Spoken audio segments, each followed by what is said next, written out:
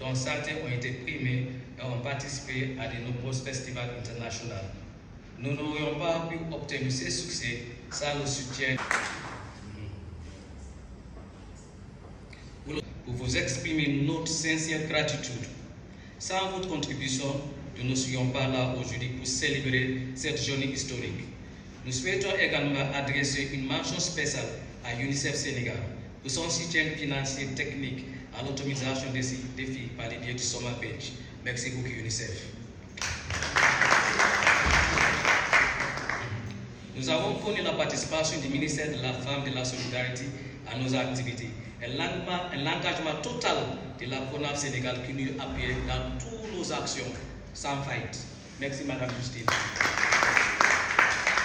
Cependant, lorsque j'ai pensé à l'histoire du Summer Page, elle me semble initialement le lancement de ce projet ne vise pas seulement à enseigner une compétence, mais également à créer un espace où, pour les filles, qu'elles croient à leur potentiel. Lorsqu'elle est lancée le programme, j'ai financé avec mes propres économies personnellement, investissement une grosse somme d'argent, parce que je crois fermement et je crois toujours que ces filles ne méritent de moi que notre développement total. Madame, je suis pour témoigner de cela. Mignan, Doudou, Bachir, toute l'équipe Mati, avec l'équipe qui nous vient de Palmarin, Awa, Fatou, toute l'équipe. Mais maintenant, on va donner la parole à qui vous savez, la présidente de cette association. Aujourd'hui, je suis d'accord, je suis d'accord. Bonsoir à tous. Monsieur le délégué général, Madame la représentante de l'UNICEF, Madame Marion, Madame Justine Deson, secrétaire générale, le secrétaire exécutif, Monsieur le directeur général de Cisca Pictures. En cette journée dédiée, en fait, j'ai oublié de saluer celle qui est le plus important. Excusez-moi, je suis un peu stressée. J'aimerais vous saluer, vous les jeunes filles, vous les avenirs de demain. J'espère que vous avez bien été accueillis aujourd'hui et que vous êtes contentes aujourd'hui de ce qu'on a fait pour vous, pour nous, parce que je suis en vous. En cette journée dédiée à la célébration des jeunes filles, je suis honorée de prendre la parole devant vous. Aujourd'hui, nous ne célébrons pas seulement vos rêves, pas seulement nos rêves, parce que, encore une fois, vous êtes moi, je suis vous. Je suis autant une jeune fille que vous. Mais nous célébrons aussi notre leadership. Nous célébrons notre sens de la créativité. Nous célébrons les actrices de changement que nous sommes. Mon parcours dans l'activisme a commencé en 2017 à la CONAF. Vous devez le remarquer, j'ai un peu de problème à appeler Madame Justine parce que d'habitude je l'appelle Maman Justine. Elle nous a maternés, elle nous a appris ce qu'était la protection des droits des enfants sans pour autant nous bousculer, sans pour autant aussi faire de nous des enfants exploités. Une organisation, la CONAF est une organisation qui m'a engagée activement dans des causes essentielles telles que la protection des filles et la lutte contre la violence faite aux enfants. C'est en 2019 que j'ai rencontré ce grand monsieur que vous voyez là, monsieur Adamsi, et où a commencé ma passion pour la cinématographie. J'ai eu la chance de le rencontrer avec Summer Page, un programme qu'il vous a expliqué tantôt. Et à travers ce programme, il a été un mentor, il a été un guide, et il nous a transmis sa passion pour la cinématographie. Il n'a dit ou n'a fait quelque chose qui pourrait nous blesser durant cet apprentissage. Il nous a toujours considérés comme ses enfants, il a toujours partagé les opportunités, ce qu'il avait avec nous. Et ça, aujourd'hui, j'aimerais que vous l'applaudissiez pour cela. Avec notre rencontre avec M. Adamsi, je n'avais jamais envisagé d'être cinéaste. Ce page était seulement un passe-temps de vacances, comme on dit. Mais en voyant le monde de la cinématographie, je me suis dit, tiens, voilà un moyen de communication. Voilà un canal avec lequel je vais faire pouvoir valoir ma voix encore plus haut, encore plus fort. Parce que comme je vous l'ai dit, la cause des jeunes filles a toujours été quelque chose qui me tenait à cœur.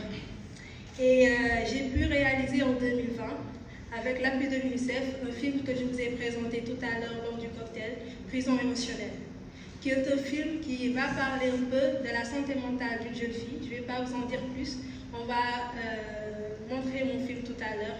mais j'espère que vous allez apprécier. C'était mon premier film et je suis en train d'en écrire un deuxième qui va un peu parler sur les réalités sénégalaises et le poids même que la tradition sénégalaise a sur les épaules de la jeune fille. Et en 2023, on est parti à Palmarin. Nous, les jeunes filles formées par M. Adamsi, on en a formé d'autres. On a formé des gens tels que Awa. Et avec notre accompagnement, avec toujours l'accompagnement de M. Adamsi et tonton Adam Seydi qui est là aujourd'hui, et tant d'autres, tonton Hassan, tonton Raoul, on a pu les accompagner à réaliser eux aussi leur premier film avec autant de joie qui est Roman Salé, qui lui va parler un peu des réalités de Palmarin. Et c'était une expérience vraiment magnifique parce qu'on a pu sortir de Dakar et voir qu'en fait, il y a aussi d'autres régions et d'autres gens qui ont soif du cinéma, mais qui n'ont pas cette opportunité. Et vraiment, avec l'aide de M. Adamsi, on a pu leur donner l'opportunité à aussi de découvrir ce fabuleux art.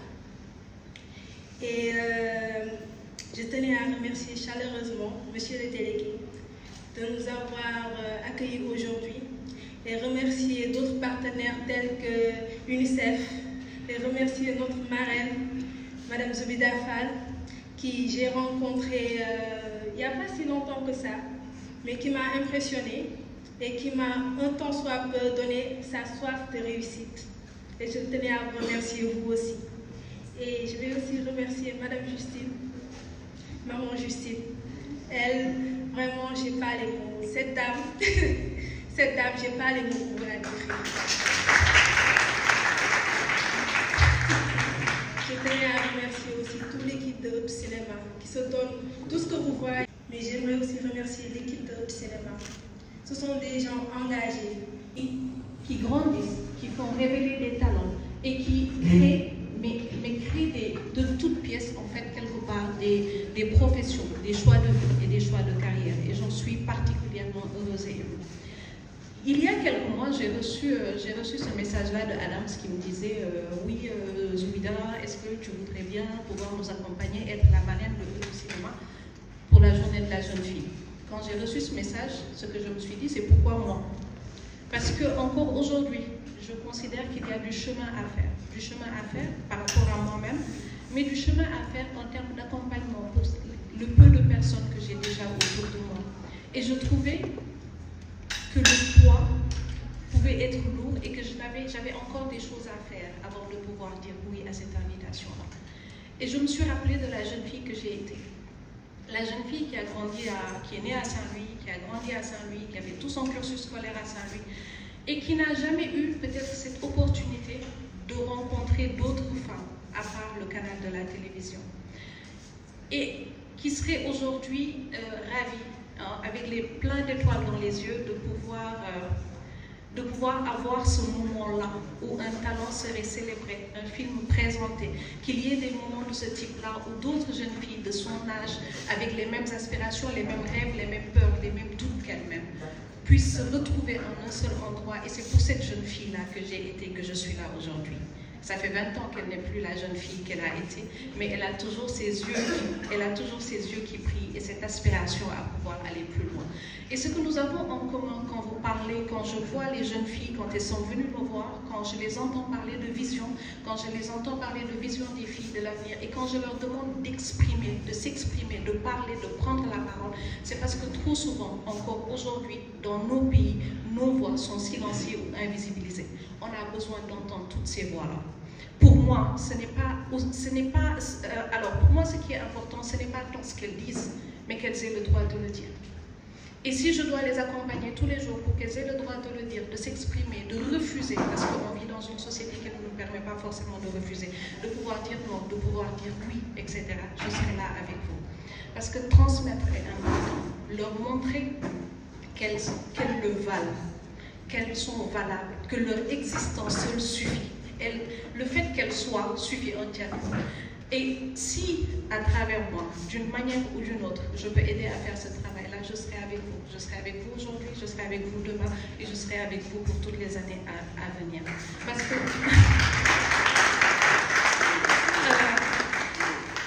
on doit continuer à porter les voix. Quand on fait du cinéma, surtout quand on fait du cinéma dans nos pays, on participe à l'amplification de nos voix. Mais encore plus important, nous amplifions nos voix en racontant nos histoires depuis nos centres. Et ce depuis nos centres-là est déterminant parce que nous avons notre manière de voir les choses, notre manière d'appréhender les choses, notre manière de les comprendre. Et ce sont ces manières-là que nous devons aussi pouvoir montrer au monde. Et donc, c'est les raisons pour lesquelles moi-même je fais du podcast, moi-même j'écris. Et si encore plus ce sont des femmes qui le font, ça devient encore plus intéressant.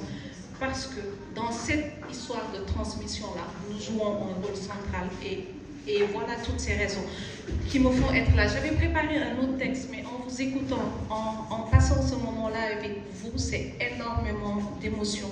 Je suis heureuse d'être partie prenante de cela.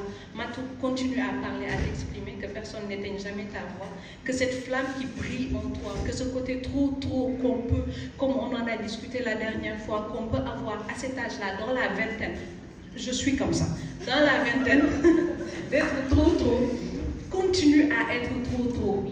Voilà, j'ai toujours été la petite fille qui était trop. Je suis devenue la jeune fille trop, la jeune femme trop, et maintenant la quarantaine trop, mais c'est pas grave.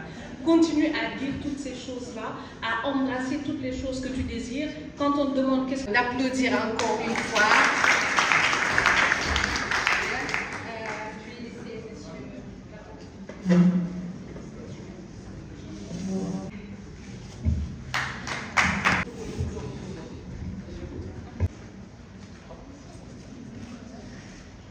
Attribué au film Ayant, le mieux traiter les défis des femmes ou des personnes vivant avec handicap à l'occasion de la 2e édition du festival Interrompt de la réalisatrice Binta Mané. Est-ce qu'elle est là?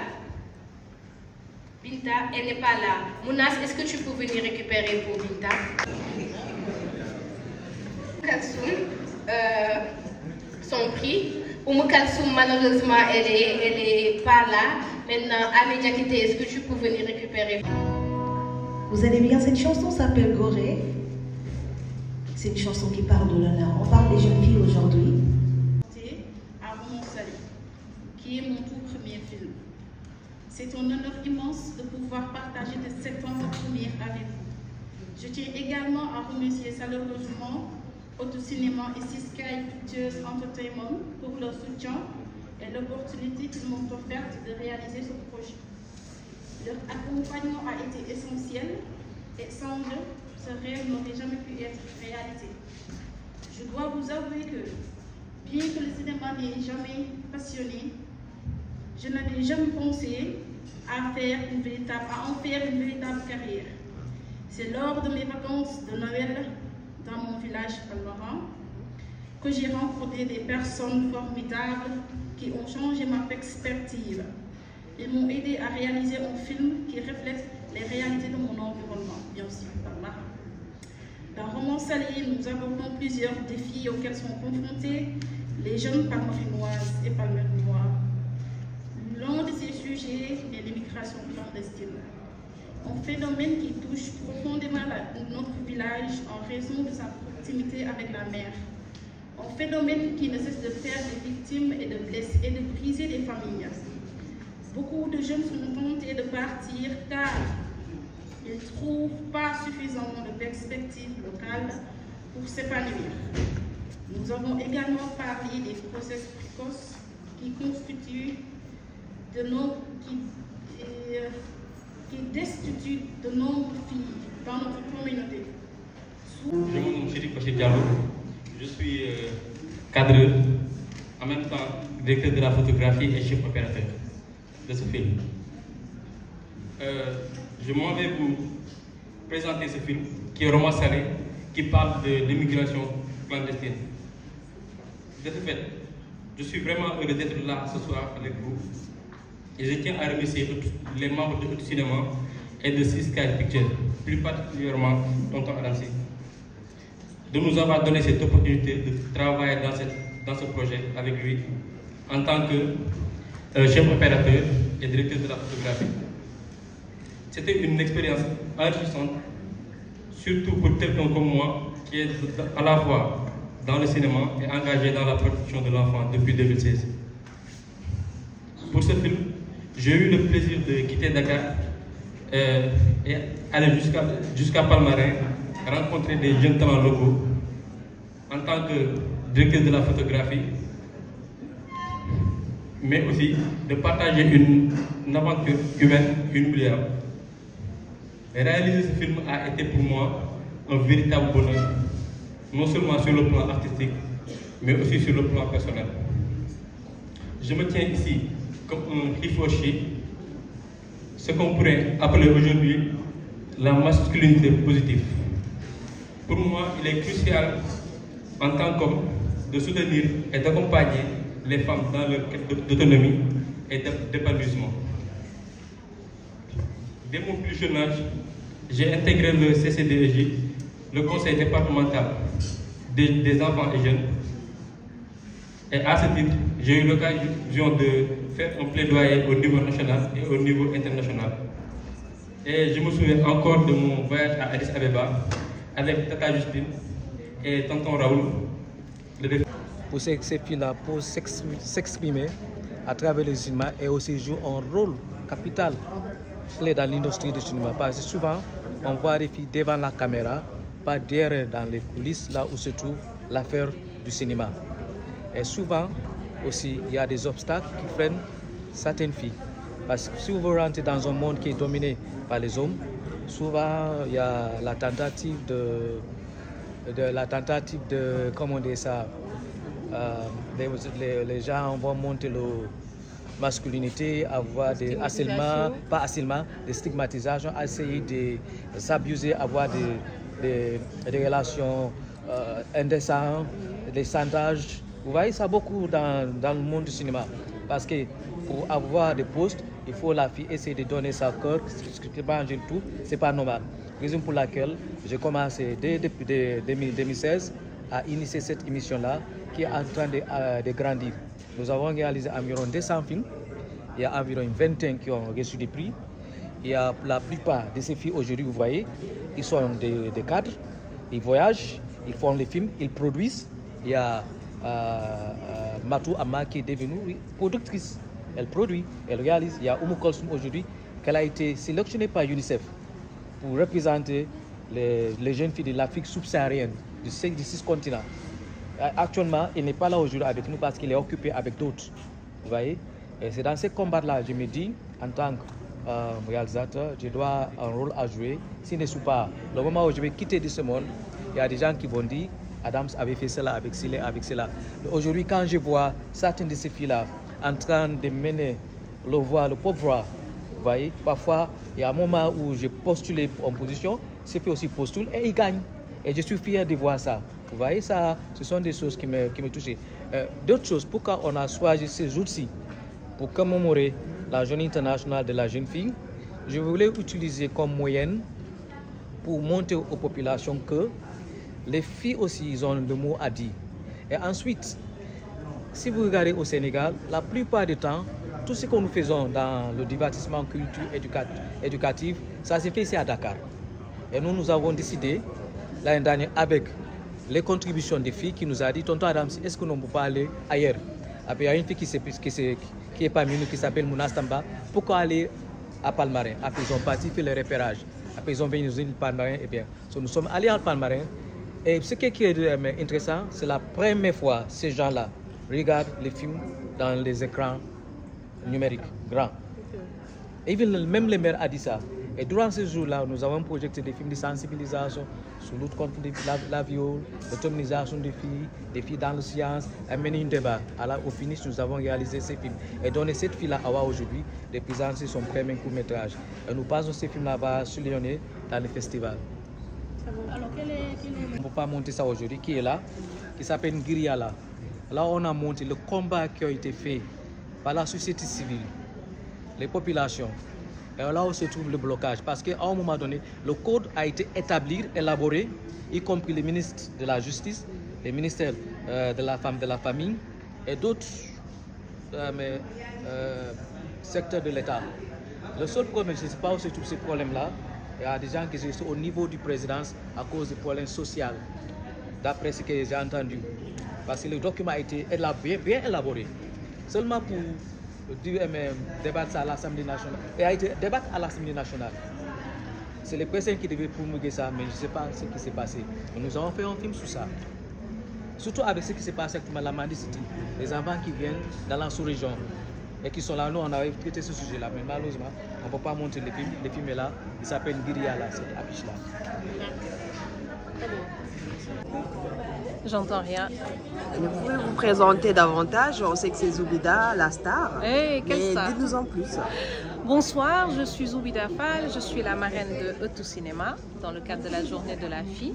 Je suis auteure, je suis host de podcast, je suis aussi productrice de podcast. Quelles sont vos impressions au sortir de cette projection?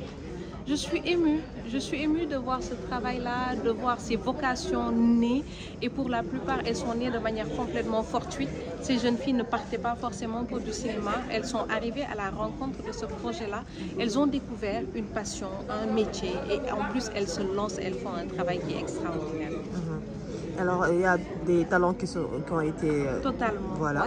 Oui. Alors, pour découvrir Awa Sensar Ndour avec son premier film, c'est quelque chose d'émouvant. Et je ne sais même pas si elle se rend compte, elle porte le nom d'une illustre femme de théâtre au Sénégal, actrice incroyable qui s'est reconvertie dans la peinture. J'espère sincèrement, qu'elle prendra au moins un de ces talents-là, de cet homonyme célèbre-là. Et en tout cas, elle est sur une très belle voie. Alors donc une journée aujourd'hui, Zoubida au CFI, donc on lançait tout à l'heure un plaidoyer qui tourne autour du code de l'enfant. Alors donc vous, en tant qu'une porteuse de voix, donc podcast, écrivaine, alors comment est-ce que vous trouvez ce plaidoyer de ces enfants? Selon vous, quel est le combat qu'il faut vraiment mener pour qu'ils puissent avoir gain de cause? De leur laisser plus de champ libre pour de l'expression, de se battre pour que leur voix puisse continuer à se faire entendre. De moins en moins, on les entend dans l'espace public, toutes ces jeunes filles-là. Elles sont présentes, elles sont très présentes, parce que si on prend que ce soit les taux de scolarisation, de plus en plus elles sont présentes, mais leur voix, on ne les entend pas. Il faut encore plus d'espace comme celui-ci pour leur permettre de pouvoir faire entendre leur voix, s'affirmer, créer, être ce qu'elles veulent devenir plus tard et l'incarner dès à présent. Donc oui, pour moi, c'est ça aussi le plaidoyer. On a besoin de plus les voir et de plus les entendre. C'est bon. Je vais la donc.